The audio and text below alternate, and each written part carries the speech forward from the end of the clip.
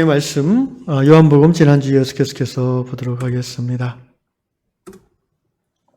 요한복음 8장, 7장을 이제 드디어 마치고 8장으로 들어갑니다.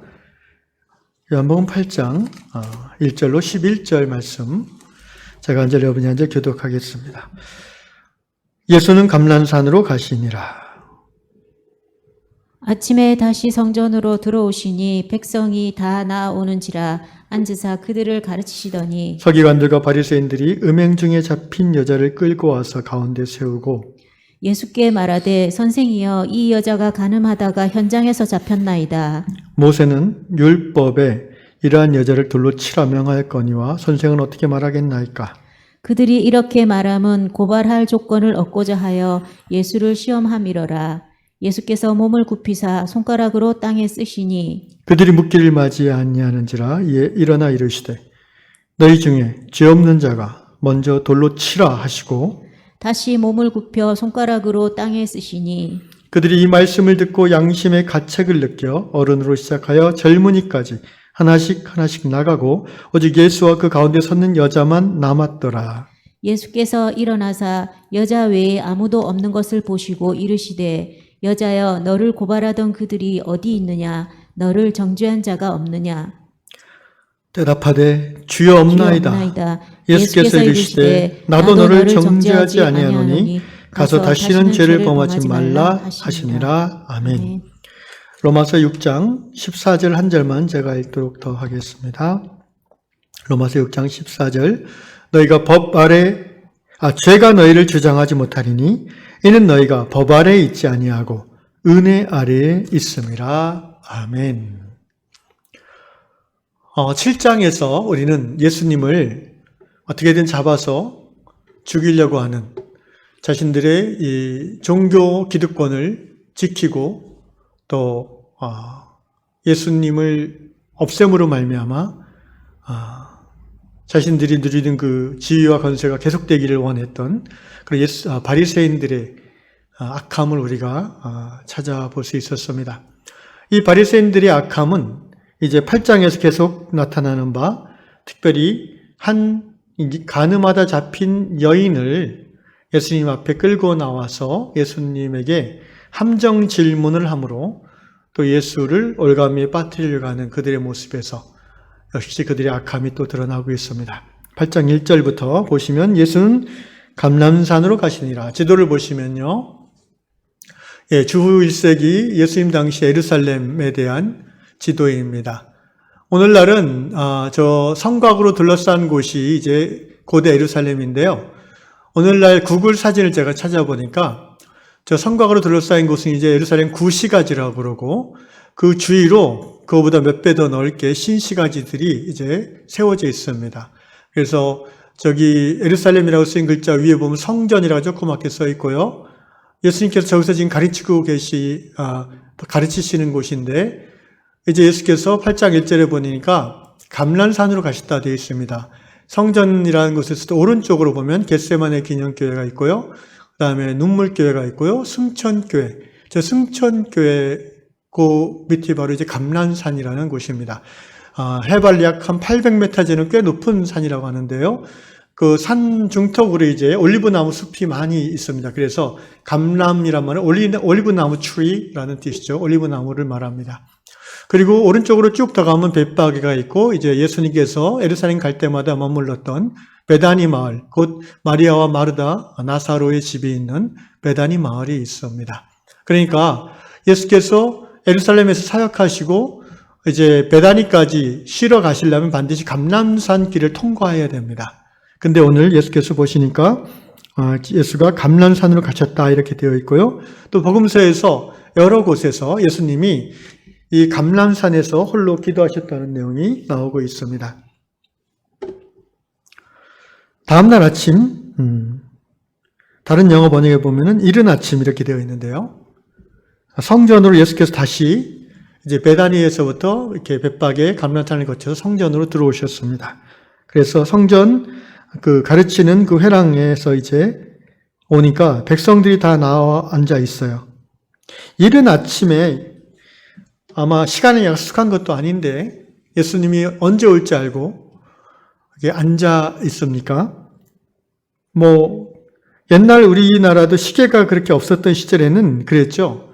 그냥 뭐 해 뜰 때 또는 뭐 해질 때 보자 어디서 대충 이렇게 그게 보통 그래서 기다리는 것이 흔한 일이었죠. 이 시절도 마찬가지입니다.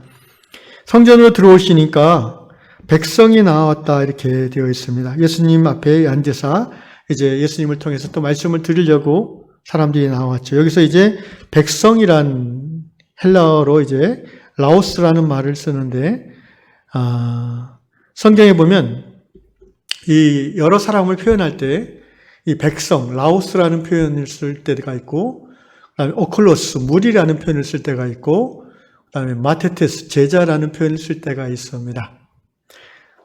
아시다시피 이제 제자라는 표현은 가장 예수님과 가까이 있는 사람들, 12제자를 포함해서 그 사람들을 말하고요. 오클로스, 무리라고 했을 때는 보통 부정적인 의미로 많이 쓰이고 특별히 요한복음에서는 그렇게 쓰입니다. 그러니까 주로 예수님의 기적의 혜택을 보고자 따라다니는 사람들을 보통 무리라고 표현하고요. 그 다음에 이제 라오스라, 백성이라고 했을 때는 일반적인 계명, 율법을 갖고 있는 유대 백성, 자기들 스스로를 언약 백성이라고 자부심 갖고 있는 그런 사람들입니다. 이른 아침 성전에 나와서 예수님의 말씀을 들을 정도면 율법에 열심히 있는 사람들이고 먹고 살만한 사람들이고 왜냐하면 일을 안 해도 되니까요. 그리고 또 예수님에 대해서 어느 정도 관심이 많은 사람들이라고 생각할 수 있습니다. 한마디로 어느 정도 진리에 대한 갈급함이 있으면서 또한 유대 백성으로서의 교만함을 갖고 있는 그런 사람들, 언약 백성, 라오스입니다. 자, 예수께서 이제 가르치시기 시작하셨는데 이때에 이제 오늘 본문의 사건이 시작됩니다. 3절 서기관들과 바리새인들이 음행 중에 잡힌 여자를 끌고 와서 가운데 세웠다. 예수님과 백성들 중간에 백성들 무리 앞에 세웠다는 거죠. 그리고는 예수께 말합니다. 선생이여, 이 여자가 가늠하다가 현장에서 잡혔나이다. 모세는 율법에 이러한 여자를 돌로 치라 명하였거니와 선생은 어떻게 말하겠나이까? 6절이 중요합니다. 그들이 이렇게 말하면 고발할 조건을 얻고자 하여 예수를 시험함이라라. 서기관들과 바리새인들, 그 당시 에르살렘 종교 권력의 한 축을 장악하고 있는 지성인들이죠. 지식인들입니다. 이 서기관들과 바리새인들은 오늘날로 말하면 어떤 교수 계급이라고 할까요? 굉장히 학식이 있고 존경받는 그리고 어느 정도 경제적으로도 여유가 있는 그런 계층들입니다. 산헤드린 공의회의 한 축을 담당하고 있는 종교 지도자들이죠. 앞에서 7장에서도 그랬지만 대제사장들과 바리새인들, 산헤드린의 중심을 이룬 이들이 예수님을 제일 미워했고 예수를 가장 죽이고 싶어 했고 실제 예수를 십자가에 못 박게 했던 주범들이었죠. 자, 역시 8장에서 이 서기관들과 바리새인들이 한참 성전에서 아침에 강론하고 계신 예수님 앞에 난데없이 한 여자를 머리끄댕이를 잡고 막 거칠게 끌고 와서는 그 앞에 탁 패댕이 치고는 하는 말이 이 여자가 간음하다가 현장에서 잡혔다. 우리가 잡아왔다.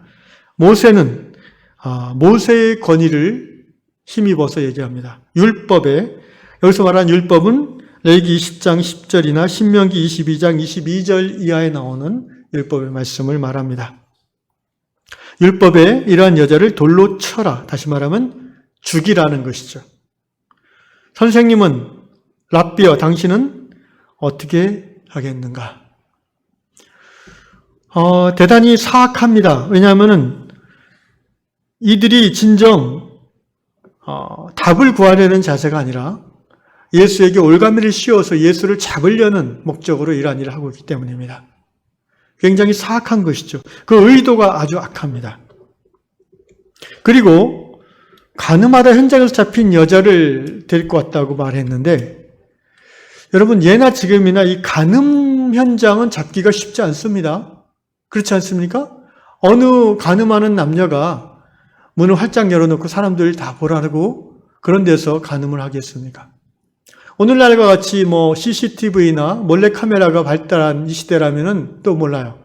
그런 것들이 정말 사회 문제가 많이 되죠. 그런데 이 예수님 당시에는 그런 것도 없지 않습니까? 어떻게 이 바리새인들 서기관들은 간음 현장을 알고 덮쳤을까요?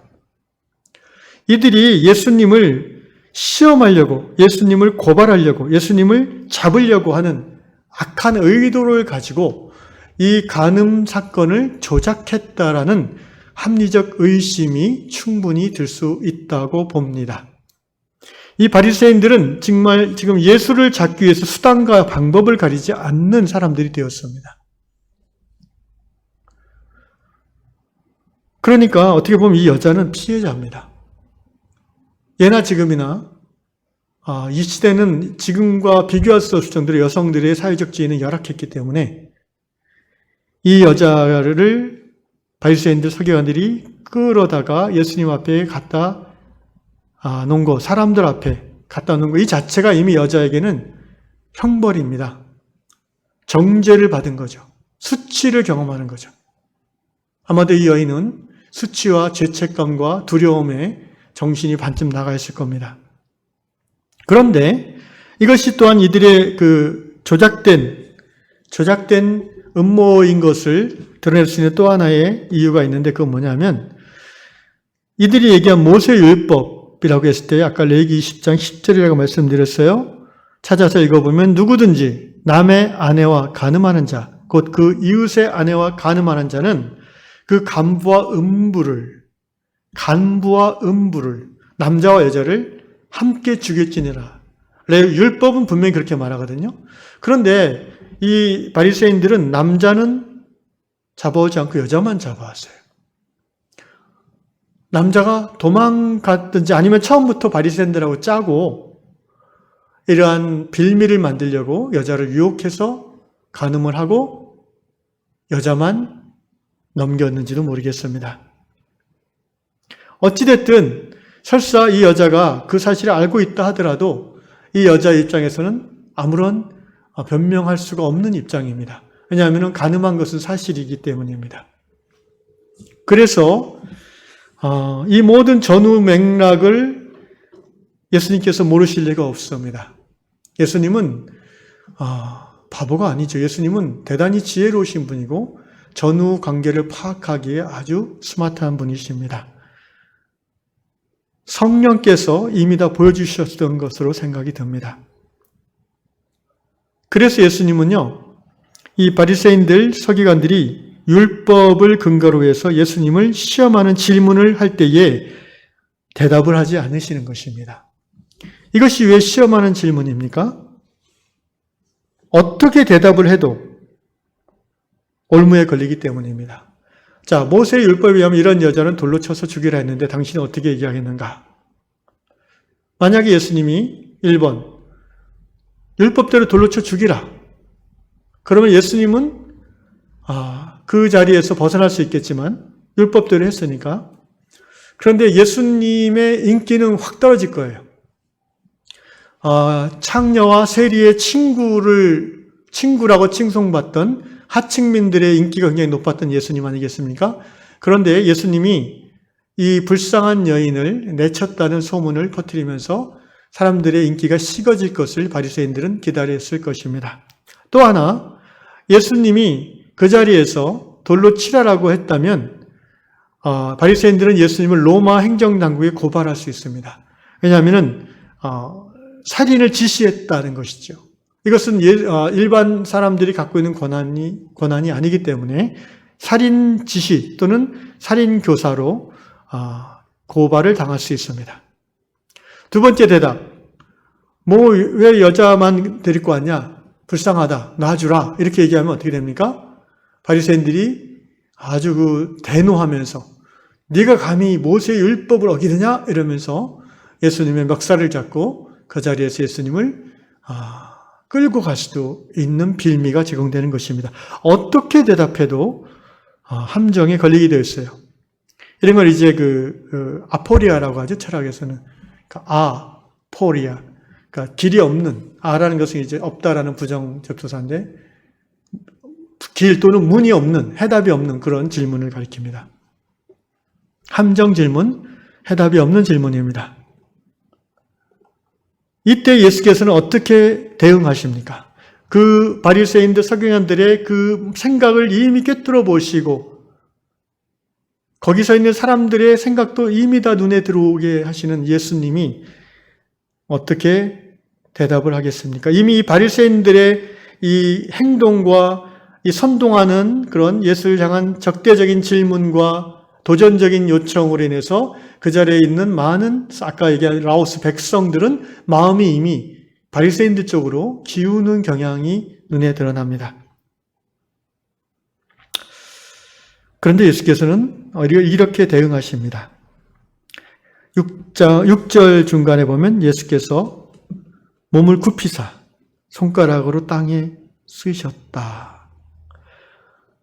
예수님이 마주 서서 그들과 대립하지 않고 도전적으로 질문하고 대드는 바리새인 서기관들과 대립하지 않았어요. 대립하면서 막 율법을 따지면서 레위기 20장 10절이 그런 뜻이더냐 이러면서 막 논쟁하지 않았어요. 여러분, 논쟁으로서는 진리가 이기는 적이 별로 없어요. 왜냐하면 진리는 논쟁 속에서 힘이 나오지 않아요. 논쟁하면 누가 이기는지 아십니까? 성질 나쁜 사람이 이깁니다. 목소리 큰 사람이 이겨요. 진리는 항상 싸움에서 승리를 하지 않습니다. 진리는 지혜와 겸손에서 그 진리가 그 힘이 드러나는 것이죠. 예수님이 바닥에 앉았어요. 그리고 손가락을 땅에 뭐 이렇게 썼다고 그랬어요. 이게 아마 성경 66권 중에 그 최고의 난제 5가지 중에 하나에 들어가는 말입니다. 네, 질문입니다. 뭘 쓰셨을까? 사실 이 본문에서 여러 가지 해석들이 있습니다. 학자들이 거기 모여 있는 사람들의 은밀한 지를 하나씩 다 썼다라고 추론하는 학자도 있고요. 또 신명기나 레위기 율법에 대한 해석을 쓰셨다라는 그런 해석도 있고요. 그런데 사실 그런 것들은 다 추론일 뿐 명확한 해답은 없습니다. 나중에 천국 가서 주님한테 물어보시고요. 중요한 거는 오늘 이 본문에서 예수님이 뭘 썼다는 게 중요한 게 아니라 예수님이 자리에 앉아서 기다렸다는 것입니다. 저는 기다렸다고 생각합니다. 뭘 기다렸을까요? 사람들의 흥분이 가라앉기를 기다렸다고 생각합니다. 두 번째, 예수님이 서서 얘기하지 않고 앉아서 침묵했다는 것은 대립구도를 바꿔나갔다는 거예요. 그러니까 바리새인들이 도전하고 직면하는 그 대립구도를 대립으로 맞서지 않고 한 발짝 물러서서 앉았어요. 여러분, 사람이 서 있으면 서로 싸우기 쉽잖아요. 논쟁하기 쉽죠. 그런데 한 사람이 앉아버리면 어떻게 돼요? 이건 프레임이 바뀌는 거예요. 바리새인들이 원하는 프레임은 뭐예요? 논쟁, 대립, 싸움이에요. 그런데 예수님은 아예 그 싸움 자체를 틀을 바꿔버리시는 거예요. 예수님의 화법, 대단히 놀라운 화법이죠. 탁 앉아버림으로써 긴장이 확 풀어지는 거예요. 두 번째, 확 앉아버림으로써 어떻게 돼요? 그 백성들의 시선이, 여인에게 향했던 백성들의 시선이 예수님께 향하게 되는 거예요. 여인이 받았던 그 프레셔가 확 줄어들게 됩니다. 여인은 사람들이 더 이상 자신을 보지 않고 예수를 바라봄으로 말미암아 심리적 압력이 상당히 줄은 것을 의식할 수 있었을 겁니다. 이처럼 예수님은 상당한 시간 동안, 적어도 한 3분, 4분, 5분, 왜냐하면 7절에 보니까 그들이 묻기를 맞이하는지라 계속해서 묻는 거예요. 적어도 몇 분 정도 침묵 속에서, 그리고 땅바닥에다 뭘 이렇게 쓰면은 사람들이 그걸 이렇게 집중할 거 아니에요. 뭘 쓰시나? 이렇게. 이런 모든 것들이 바리새인들의 그 적대감을 이렇게 식혀버리는 거죠. 그 논쟁적인 그 태도를, 그 대립하는 그 태도를, 각을 무디게 하는 거죠. 대단히 지혜로운 예수님의 상황 속에서 예수님이 처신하시는 모습을 봅니다. 계속 물으니까 더 이상 기다리지 않고 이제 일어났습니다. 7절에 이에 일어나. 이제 다시 예수님에게 또 새롭게 집중이 되겠죠. 예수님의 입만 다 바라봅니다. 뭐라고 저분이 대답하실라나? 돌로 치라고 하실라나? 아니면은 여자를 놔주라 하실라나? 어느 쪽이든 예수님 오늘 큰일 났다. 바리새인들이 작정했구나. 사람들이 이렇게 생각할 텐데, 또는 어떤 사람들은 바리새인들에 동조하면서 놓아주라고 하기만 해봐라. 예수에게 돌을 던져버릴 거야. 뭐 이러면서 지금 주위에 있는 돌을 하나씩 다 짚고 있는 사람들이 많이 있지 않습니까? 그런 상황에서 예수께서 뭐라고 하셨냐면은 너희 중에 죄 없는 자가 돌로 치라. 그리고는 다시 자리에 앉아버리셨어요. 그리고 또 손가락으로 땅에 쓰셨어요. 여러분, 저는 이 장면, 아침 해가 떠오를 만할 때에 말씀을 가르치던 예수가, 주의를 들여선 백성들에게 말씀을 가르치는 예수, 갑자기 들이닥친 바리새인과 서기관들, 옷매무새가 흐트러진 채로 머리채를 잡히면서 끌려온 한 여인, 사람들이 웅성웅성하고 이게 무슨 일인가 할 때에 바리새인들이 예수를 향해서 도전적으로 질문하죠. 이러이러한데 너는 어떻게 대답하겠는가? 그 아포리아, 그 함정 질문에 예수님은 어떻게 대응하십니까? 맞서지 않고 사람들의 시선을 그 대립각을 약화시키면서 자기에게 향하도록 앉으시고 침묵으로 글을 쓰시는 중에 다시 일어나서 하시는 말씀이 그들이 질문한 두 가지 예상 답변과 전혀 상관없는 전혀 다른 말을 하시는 거예요. 어떻게 이런 대답이 나온 정말 예수님다웠습니다. 너희 중에 죄 없는 자가 먼저 돌로 쳐라. 그 순간에 아마 정적이 갑자기 쫙 찾아왔을 것 같아요. 바리새인들 서기관들은 이게 무슨 말이지? 그 말뜻을 못 알아듣고 처음에는 가만히 있었을 거예요. 그리고 둘러싼 무리들도 그 중에는 돌을 든 많은 사람들이 있었을 텐데 갑자기 예수님이 자기들을 보면서 너희 중에 죄 없는 사람이 이 여인을 돌로 먼저 치라 라고 하시고는 다시 그들을 보지 않고 앉아서 땅을 보시면서 조용히 또 쓰고 계시니까 한 1분, 2분, 3분 그 갑작스러운 고요함 속에서 저는 바로 그 시간, 바로 그 순간에 하나님의 영광이 그 자리에 임했다고 믿습니다. 왜 그렇게 생각하냐면은 9절 보니까 그들이 이 말씀을 듣고 양심의 가책을 느껴 어른으로 시작하여 젊은이까지 하나씩 나가고 오직 예수와 그 가운데 섰는 여자만 남았더라. 간단하게 한 절을 표현했지만 요한 한 5분, 6분, 7분 정도 요 시간 예수님의 말씀, 너희 중에 죄 없는 자가 먼저 돌로 치라. 이 나지막한 말씀이 선포되어진과 동시에 이들의 양심이 가책을 받기 시작했다고 그랬어요. 하나님의 말씀이 선포되어지고 그 말씀을 통해서 성령이 역사하시면 듣는 이의 양심이 찔림을 받기 시작하는 것입니다. 예수님이 아니고 바리새인들이 이런 말을 했다면 성령께서 역사하시지 않았을 겁니다. 오직 이 여인을 둘러싼 사람들 중에 딱 한 사람, 이 여인의 죄를 정죄할 수 있는 유일한 사람이 바로 죄 없으신 예수님이었기 때문에 예수님이 그렇게 말씀하실 때 하나님의 성령이 역사하는 것입니다. 여러분, 말씀이 선포될 때에 시편 말씀대로 시편 139편인가요? 147편에도 있는데요. 말씀이 선포되어짐에 바람이 분다고 하는 말씀이 나옵니다. 하나님의 말씀이 선포될 때 성령께서 역사하셔서 그 말씀을 듣는 이의 심령이 쪼개지는 거예요. 그 골수가 쪼개지는 거예요. 살과 뼈가 갈라지는 거예요. 그 깊이 감추어졌던 죄와 인색함과 냉담함으로 오랜 죄악된 습관으로 말미암아 도무지 드러날 여지가 없었던 그 깊은 곳에 있던 양심이 말씀의 검에 의해서 성령의 불에 의해서 드러나게 되는 거예요. 그때 그 괴로움은 말할 수 없이 큽니다. 완악하고 그 음모에 강한 예수를 어떻게든 잡아 죽이려고 했던 바리새인들과 서기관들조차도 돌을 던져버리고 돌아갔다고 나오잖아요. 어떻게 이것이 가능합니까?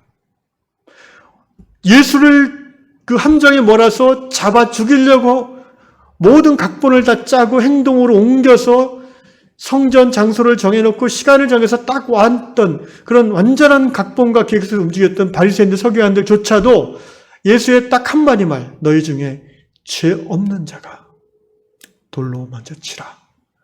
예수님은 그리고 아무 말 안 하셨어요. 그리고 아무런 관심도 안.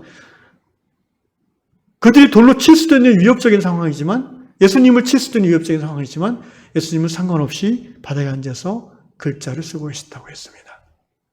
이제부터는 말씀이 선포된 이후부터는 하나님의 성령이 역사하는 시간이기 때문입니다. 그래서 그들은 젊은이부터 늙은이까지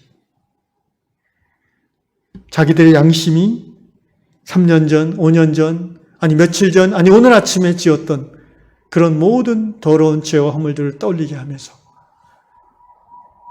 할 수 없이 어쩔 수 없이 그 자리에서 떠나버렸던 것이죠. 글쎄요, 오늘 21세기 예수님이 강남거리 한복판에서 너희 중에 죄 없는 자가 돌로 치라 하면은 어떤 일이 일어날지 모르겠습니다. 현대인들은 너무나 양심이 화인맞은 사람들이 많기에 정말 돌에 맞을 수도 있을 것 같습니다만 어쨌든 또 그 시대에 맞게 하는 예수께서는 역사하셨을 거라 생각이 듭니다. 오직 예수와 그 가운데 섰는 여자만 남았더라. 자, 10절 이제 오늘 말씀의 마지막 부분입니다. 예수께서 일어나서 여자 외에 아무도 없는 것을 보시고 말씀하시기를 여자여 너를 고발하던 그들이 어디 있느냐? 너를 정죄하던 자가 없느냐? 예수께서 앞에 안 보이는 분이 아니잖아요. 다 아는 현실을 왜 이 여인에게 얘기하겠습니까? 너를 고발하던 그들이 어디 있느냐? 너를 정죄한 자가 없느냐? 이 여인이 대답을 합니다. 주여 없나이다. 저는 이 여인의 이 순간의 마음과 그 생각이 조금 느껴집니다. 제가 이런 경험을 경험한 적은 없지만 너무나 그 큰 충격, 정신이 없을 거 아니에요, 이 여인은 지금.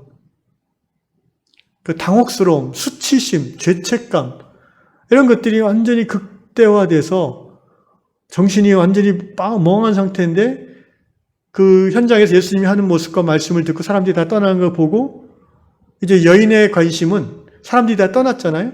그러니까 이제 여인의 마음은 어떤 부담은 좀 줄면서 이제 한 사람 남은 예수를 향한 관심과 부담이 여인 안에 커졌을 거라 생각합니다. 그 여인의 부담과 그 여인의 마음을 아시는 예수께서 몰라서 물어보신 것이 아니라 너를 사람들이 다 어디 갔느냐? 너를 정죄한 자 없느냐? 대화를 유도하시는 거죠. 여자가 없습니다. 라고 대답하니까 예수께서 말씀하시기를 나도 너를 정죄하지 아니하노니 나도 너를 정죄하지 않겠다. 말씀드린 것처럼 오직 예수님만이 죄 없으신 분이기에 그 여인을 정죄할 자격이 있는 유일한 사람인데 그 예수님 자신도 나도 너를 정죄하지 않겠다. 사랑하는 형제자매 여러분, 우리 하나님은 정죄하지 않으신 하나님이십니다. 여러분, 정죄하는 것, 죄책감 갖게 하는 것, 이것은 하나님의 역사가 아니라 마귀의 역사인 것을 아셔야 됩니다. 어떤 경우에도 성령 하나님은 정죄감을 주지 않습니다. 요한일서에서 성령이 임하시면 첫 번째 역사하시는 부분이 죄를 깨닫게 하심이라고 했습니다. 요한복음에 그렇게 나옵니다. 여러분, 죄를 깨닫게 하는 것과 정죄하는 것은 전혀 다른 얘기입니다. 죄를 깨닫는 것은 회개하게 하기 위함입니다. 죄가 깨달아지지 않으면 회개가 일어나지 않잖아요.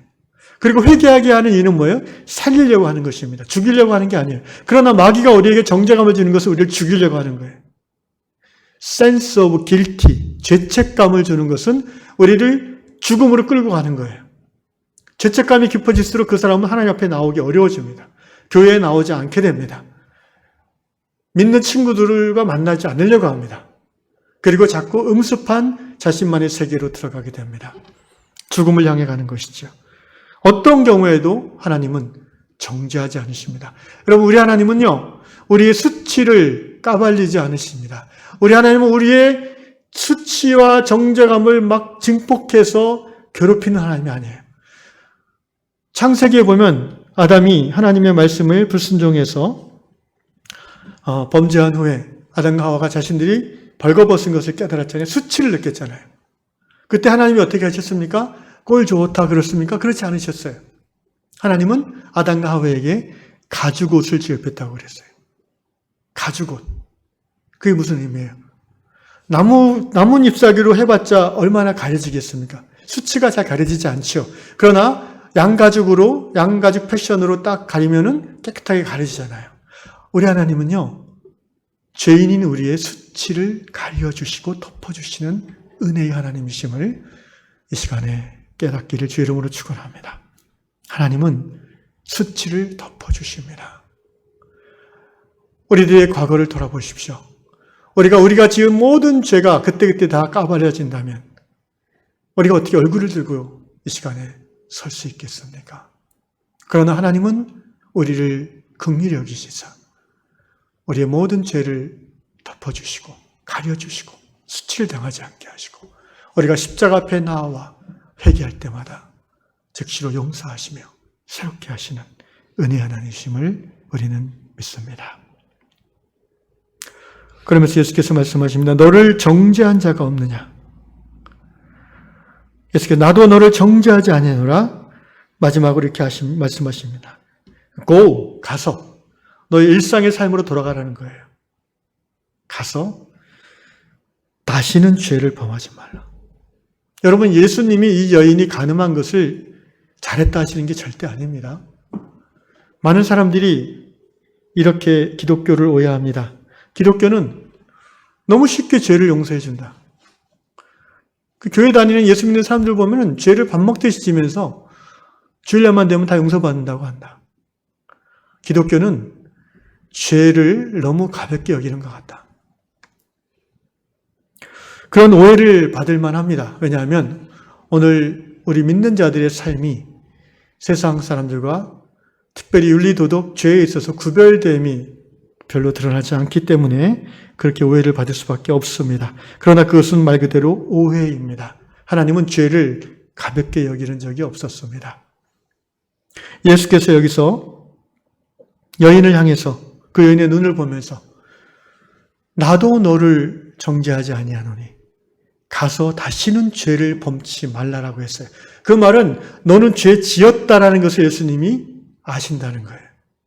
그 여인이 죄인이라는 것을 예수님은 인정하신 거예요. 그러나 죄인이기 때문에 비난하지 않으시는 거예요. 죄인이기 때문에 바로 벌 주시지 않겠다는 거예요.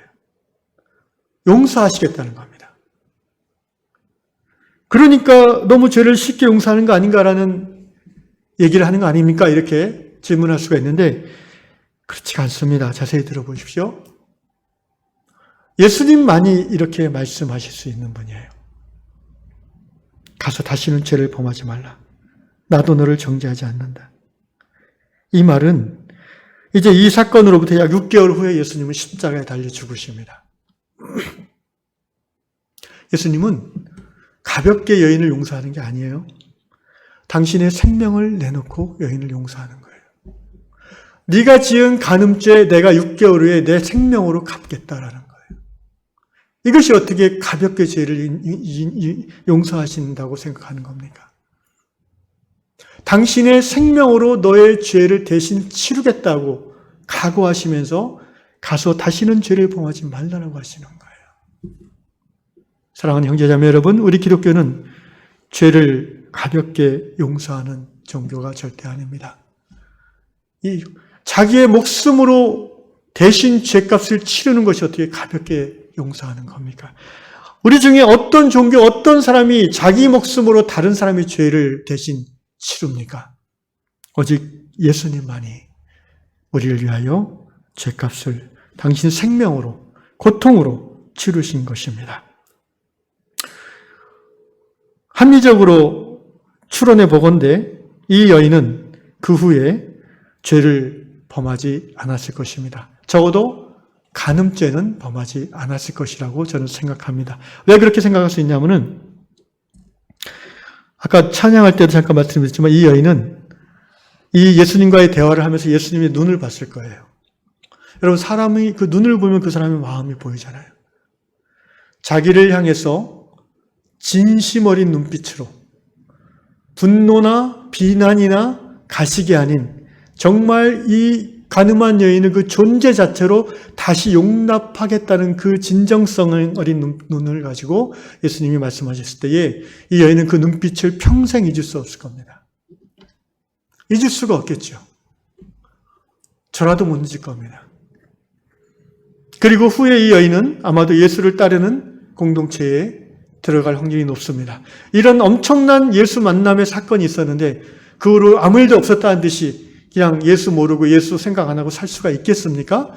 불가능합니다, 상식적으로. 이 여인은 예루살렘에 모이는 예수 공동체를 찾아갔을 겁니다. 그리고 예수님이 십자가에 달리는 그 순간에 이 여인은 아마도 그 십자가를 바라보는 백성들 가운데 눈물을 흘리며 서 있었을 것입니다.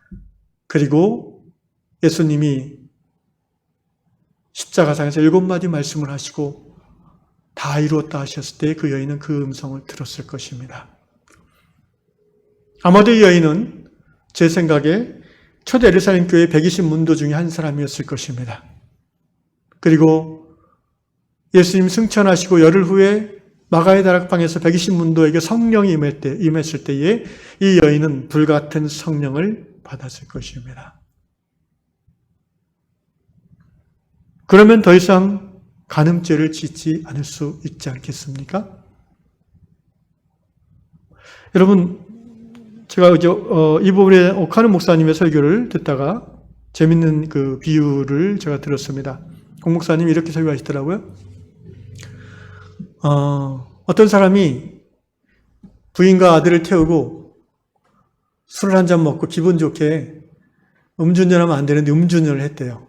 뭐 가까운 거리니까 하고 했는데 그러다가 사고가 나가지고 부인과 아들이 죽었다는 거예요.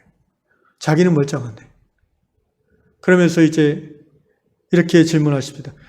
이 사람이 다시 술을 입에 대겠습니까? 다시 술 취함의 죄를 이 사람이 범하겠습니까? 자기 때문에, 술 취함 때문에 부인과 아이가 죽었는데 말입니다. 다시 마신다면 이 사람은 정상적인 사람이 아니라는 거죠. 미친 사람이라는 거죠. 이 여인이 다시 간음의 죄를 짓겠습니까? 자기의 죄로 인해서 예수가 죽었는데 십자가에 달리고 처참한 고통을 당했는데 오늘 로마서 6장 13절에 14절의 말씀이 바로 그 말씀입니다. 죄가 너희를 주장하지 못하리니 이는 너희가 법 아래에 있지 아니하고 은혜 아래에 있음이라. 은혜 아래에 있음이라. 십자가 은혜가 우리를 주장합니다. 여러분, 간음 안 해야지, 음란죄 안 지어야지, 욕심 안 부려야지, 인색하지 않아야지. 그렇다고 해서 그게 됩니까? 그런데 율법의 지배를 받으면 할 수밖에 없는 거예요. 그러나 우리의 초점이 안 해야지가 아니라 십자가 부활의 은혜에 늘 머물러 있으면 죄가 우리를 주장할 수 없다고 성경은 말합니다. 저는 이 로마서의 말씀이 우리의 삶 가운데 이루어질 수 있음을 믿습니다. 예수께서 우리 모두의 죄를 대신 짊어지시고 십자가 달려 죽으실 뿐 아니라 부활하심으로 생명의 능력이 우리에게 주어졌기 때문입니다. 사랑하는 형제자매 여러분, 죄가 너희를 주장하지 못하리니 이는 너희가 법 아래에 있지 않고 은혜 아래에 있음이라. 은혜 아래에 있다는 것은 무엇입니까? 여러분, 아침마다 날마다 십자가를 바라보시라는 겁니다. 나를 위하여 나의 죄를 대신 속하고자 고통과 피와 생명을 버리신 예수를 바라보라는 것이죠. 더 나아가서 은혜 아래에 있다는 것은 무엇입니까? 그 예수께서 죽음 가운데 머무르 있지 않고 생명의 능력으로 부활하셨음을 기억하라는 것입니다. 그러므로 나도 죄의 권세를 이기고 생명의 능력으로 날마다 죄와 싸워 이기고 하나님 앞에서 살아나는 삶, 승리의 삶을 살 수 있다는 것이죠. 사랑하는 유양 성도 여러분, 오늘 예수께서 우리에게 이렇게 말씀하십니다. 나도 너를 정죄하지 않는다. 가서 다시는 죄를 범하지 말라. 이 시간 찬양하는 가운데 한 우리 10분 정도 시간이 남았는데요. 십자가 바라보며 기도하고 찬양하는 시간을 갖기 원합니다.